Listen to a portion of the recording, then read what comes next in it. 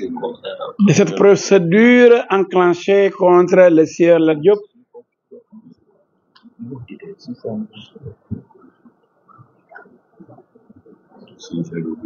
Une procédure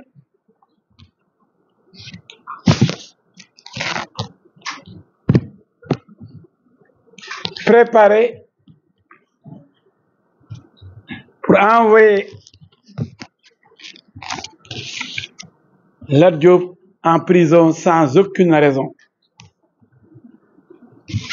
Nous avons assisté à l'enquête préliminaire à la DIC. Nous pensions que après son audition,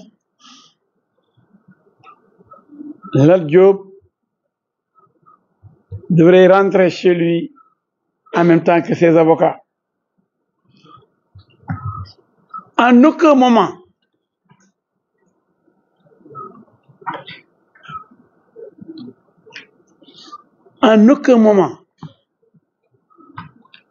on ne pouvait imaginer un seul instant la garde à vue pour le sieur Lat Diop. Aucune plainte. Même ce Mohamed Dieng n'avait pas porté plainte parce qu'on l'avait utilisé comme marionnette. Et ce que les gens ne savent pas, c'est que Lat Diop a mis fin à l'escroquerie organisée par Mohamed Dieng au détriment de la LONASE. En effet, une plateforme a été installée par Lat Diop pour superviser et surveiller l'ensemble des activités des sociétés de jeux de hasard. Et Lat Diop a pu, à partir de cette plateforme,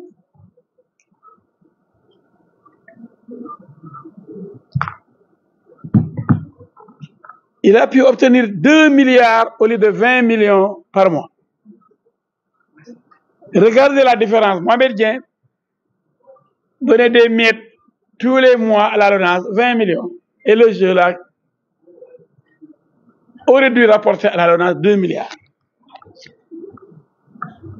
Et immédiatement, Lat a exigé le paiement de 2 milliards tous les mois au lieu de 20 millions. Et la LONASE a, avec Lat Diop, gagné donc plusieurs milliards qui tombaient dans l'escarcelle, dans les poches de Mohamed Dieng. Donc Mohamed Dieng lui en veut, naturellement. Quelqu'un qui a gagné plus de 2 milliards par mois sur vous, alors vous réveillez, vous vous rendez compte que c'est un escroc et vous récupérez vos milliards par mois, mais ceci explique cela. C'est ça la cause. Peut-être, je n'ai pas dit de la haine, mais en tout cas, du comportement de Mohamed Dieng vis-à-vis de Lat Diop. Ce Ibrahim Dieng, qui a été envoyé en prison par Guédiawaye Football Club, l'homme a tout fait de Mohamed Dieng. Ibrahim Dieng, après sa sortie de la prison, a juré d'envoyer Lat Diop en prison. Il a commencé par dire, par inventer, par mentir. D'ailleurs, on a initié une procédure pénale, Maître Souleymane Diagne et moi, contre Ibrahim Dieng au tribunal correctionnel pour la diffamation. Ibrahim Dieng, donc le bras droit de Mohamed Dieng, accuse Lat Diop d'avoir tenté de lui confier la somme de 1 milliard.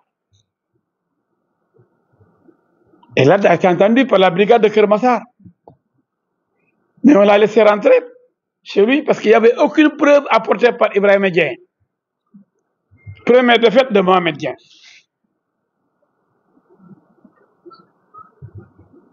Nous nous trouvons à la DIC. Il promet de venir, de prendre l'avion. On retient Lat Diop dans les locaux de la DIC, l'obligeant à aller passer plusieurs nuits au commissariat du port. Rien que pour attendre l'arrivée de Mohamed Diop, qui n'a jamais porté plainte, mais qui aurait dénoncé. Aucune plainte de sa part.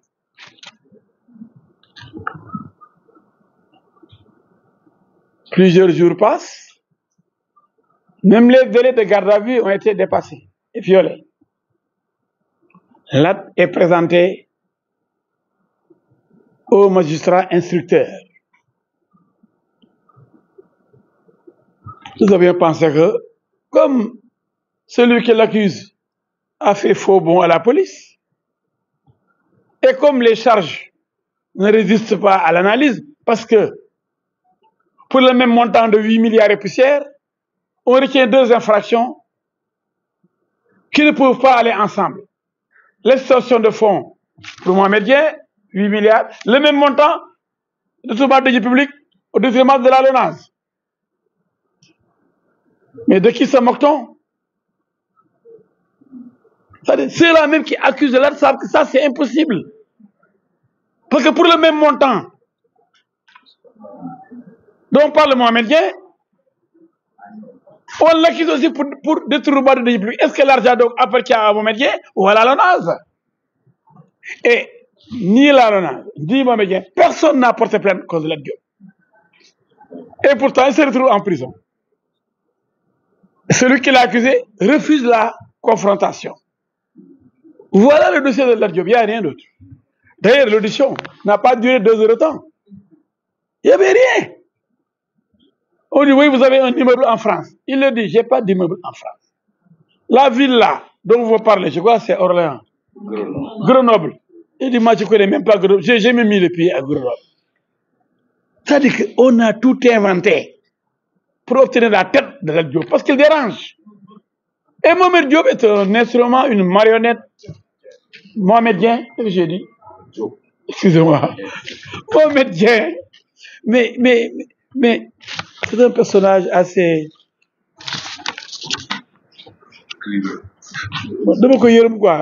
Quand un être humain devient une marionnette, il perd le statut d'humain, d'homme. Il devient une chose. Il se chosifie. Et c'est extrêmement grave. li ma leen mën a wax ci affaire Lat Diop Sénégal war koo xam mooy yëfu dof lañ koy topp du yëfu nit ndax mënuñu nit dafa jox juróom-ñetti milliards di la ko laaj ñu ne juróom-ñetti milliards yooyu sans preuve moo la ko jox ñu topp la ci loolu te moom nanguwul ñëw taxaw ñu ne juróom-ñetti milliards yooyu LONASE it moo ko moom da ko fa sàcc te LONASE portable plainte nee na yore loo ko ñedd waaye Lat daal moom waroon nañu ko tëj rek mënut a rëcc parce que ki ko accusé ki ni moom moo ma jëlal juróom-ñetti milliards waaye nit nu muy joxee juróom-ñetti milliards nit te mun na joxe firnde bi banque bi mu jaar kees gi ko dugaloon saako yi ko doon dugal saako xaalis yi kan moo yóbbu saako milliards yi dara amu ci sos rek kàcc ñu jël loolu mu ne jox na ko juróom-ñetti milliards yoo xam ne ko nangu ci moom mel ni daal moom amul nijaay xamul droit xamul dara ñu ne ko nokkatu nangu ci moom juróom-ñetti milliards en fait li muy wax mooy dafa doon nax LONASE di am ci moom ay milliards Lat ñëw xool mbir mi ne attention lii mënul continuer ñii lu ñu am ci ay milliards ñii def jeu yi la jeu de hasard yi na ma def plateforme bu leen di surveiller xam li ñuy am par weer ba Lat xamee li ñuy am LONASE da ci am ñaari milliards te ñaar fukki millions rek la LONASE doon am looloo tax Mohamed Dieng mere Lat ndax ku doon am ci yow ay milliards nga fexe ba nangul milliards yooyu ci moom 20 millions la doon sarax weer bu jot ko loolu mooy différent Mohamed Dieng ak Lat Diop loolu bi mu amee ñun ñu demoon dik ay fan dañ leen xanaa kii ni Lat dafa tibb ci moom xaalis boobu di ko jaay doole di ko noggatu na ñëw war ñu nu ko Lat noggatoo ba nangu xaalis bi mu ne maa ngi ñëw dañoo jël avion Dubaï baa ngi ñëw suba ñu toog ñu kanamu commissaire bi ci la ñëw toog man ak ñoom Cheikh Amadou Ndiaye Pape Sène Abdou Jali Kane ci la suñu waxal lool ñu ñëw ñu ne na fanaane waat port dana ñëwaat dana ñëw suba avion bi lundi dana ñëw gisuñu ko ba délai garde à vue jeex ñu dem ci juge d'instruction bi waa ji ñëw juge bi amul benn preuve bu la laalee ñaar dërëm bu Lonase wala ñaar dërëm bu Mohamed Dieng mu ne ko dama lay tëj waaye lii moom doy na war di waaye lii métti na di yow defoo gisoo laaloo ñu tëb di la kii da nga laal ci moom dafa daw Lonase ba nga doon liggéeyee yore ba rafet ba yokkal ko ñaari milliards par weer au lieu de 20 millions Lonase amul dara lu lay topp ñu ne da ngaa jël juróom-ñetti milliards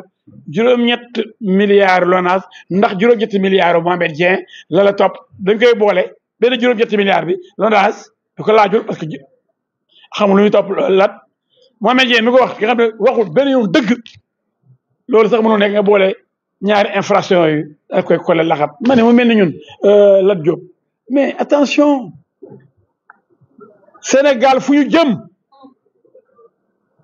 dafa jot ñu waxante dëgg suñu biir jaay doole bii dafa war a dakk dafoo dara ju di la tëj dafa war a dakk ci réew bii Sénégal waaye ngi yàlla réew démocratie la réewu civilisé la xamul jaayante doole xamul ku ma bëggul ku ma neexul dama lay fagaagal non loolu Sénégal xamul loolu Sénégal day dox ci droit da ngay sàcc ñu jàpp la lan la sàcc lan comme jël alalam kii ko sosal ñeemul ñëw xanaa kay ku mos jàkkaarloo xam ne jëw a neex wala Njaay ko wax ku mos jàkkaarloo xam ne jëw a neex parce que moom it ba muy jëwul Lat Diop moom rek la ak ba ñuy ñoom seen groupe boobu bi ñuy def seen propagande seen complot pour téye Lat waaye comme jëw dafa yomb jàkkaarloo metti sa waaye nanguwul jàkkaarloo ba léegi te doomu jàmbur ji am Lat Diop war a nekk prison ci waxe benn nit rek boo xam ne waxul dëgg waxul benn dëgg waxul dëgg dana ñeme ñëw jàlloo ak Lat waaw Lat daal day toog prison daal buñ ko bàyyee ñu ne non def nañ de pour lan xanaa Lat moom du nit Lat amul ay droit non dama ni lu ëpp tuuru Sénégal dañ xam ne Lat Diop otage la min la koo xam ni dañ koo bëgg a mbugal ata ngi ni ñu téye ko ci lu dul dëgg du yoon lépp nag tuuru dañuy ñaan justice bi ngir yàlla mu xam ni réew mi la fi nekkal yoon la fi nekkal war na taxaw Lat Diop mu génn parce que ku deful dara sàccoo dóoroo defuloo benn musiba benn infraction sa place de prison sa place mooy taxaw ci sa réew défendre sa réew ànd ak sa askan. Bravo. Donc, merci. Donc, avant may jox la parole à Maître Youm, dama bëgg a indi benn explication. Je voudrais apporter une explication par rapport à la plateforme dont parlait Maître El Hadji Diouf tout à l'heure. C'est-à-dire précédemment, avant l'arrivée de Lat Diop,